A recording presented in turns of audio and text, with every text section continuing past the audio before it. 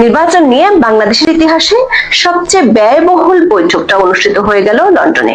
5.5 কোটি টাকারও বেশি খরচ করে লন্ডন গিয়ে বাংলাদেশের প্রধান উপদেষ্টা ডক্টর মোহাম্মদ ইউনূস বৈঠক করলেন বিএনপির ভারপ্রাপ্ত চেয়ারম্যান তারেক রহমানের সঙ্গে।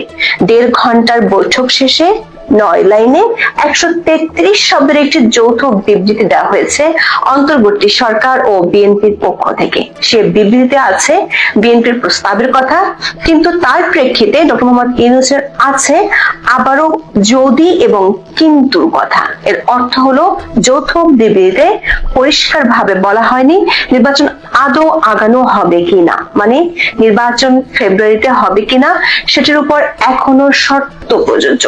তবে বিএনপি বলছে তারা এই বৈঠকে সন্তুষ্ট, কিন্তু এই বৈঠক থেকে কিছু প্রশ্ন উঠে এসেছে।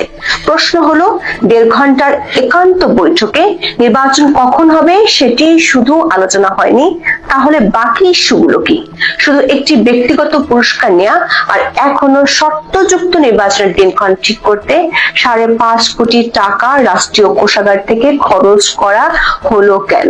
সবচেয়ে অবাক করা বিষয় হলো যে জাতীয় নিরাপত্তা উপদেষ্টা খলিলুর রহমানের পদত্যাগ চেয়ে বিএনপি কলা ফাটালো, তার সাথে একই টেবিলে বসে ব্রিফিং